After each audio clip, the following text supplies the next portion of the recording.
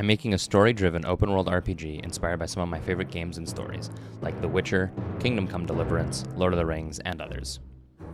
It's been quite a while since the last devlog, so let's catch up.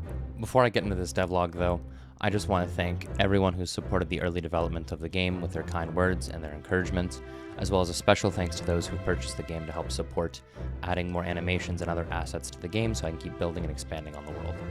During school, I took advantage of the fact that I could choose how to approach some of my projects, so I used Unreal Engine in conjunction with C++ and a heavy focus on widgets to learn more.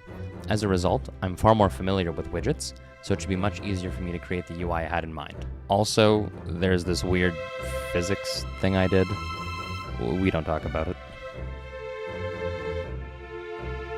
In the time I can catch away from my computer, I've been designing some of the systems for the game, specifically combat and classes, quests, what I'm calling homesteading, as well as another one, which I'll give you a hint about here, but I won't reveal it for now because I think it's going to be much cooler if I reveal it with some gameplay.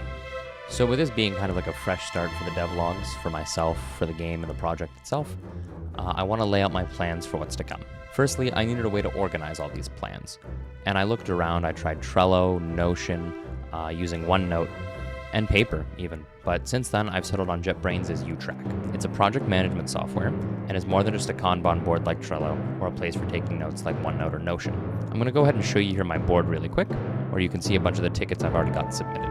I have categories for submitted, open, and in progress on the board for each bucket. I've split those buckets up along the lines of what I think the kind of tickets or tasks I have will be.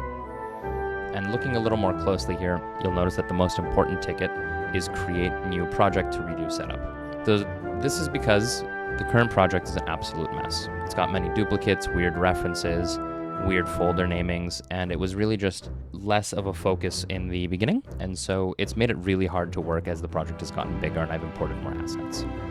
So I'm going to remake the project in another separate one where I can organize it better, and so once this is done, I'm going to begin working on the game proper itself, and that's why that's marked mission critical.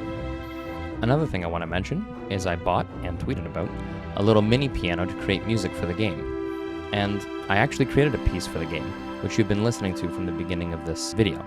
I intend on making a devlog about that too, so stay tuned. Eventually, I intend on replacing all of the music in the game with music I've composed myself. However, that's a very long process, and I've only made one song so far, so that's not going to be happening anytime soon. If you've made it this far, thanks for watching. And if you're feeling like it, maybe drop a like and subscribe for more devlog content. I'm going to be releasing some tips and tricks videos, as well as some videos about topics to do with game dev.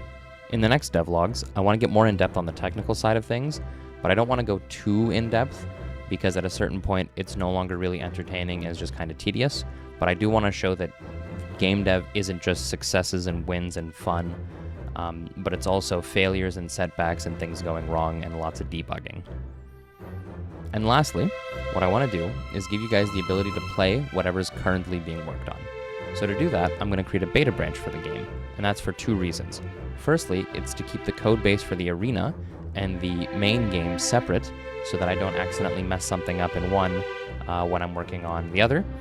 And then as well, it's to migrate my build chain and depots from the current Unreal Engine project to the new Unreal Engine project, where I'm going to have that better organization.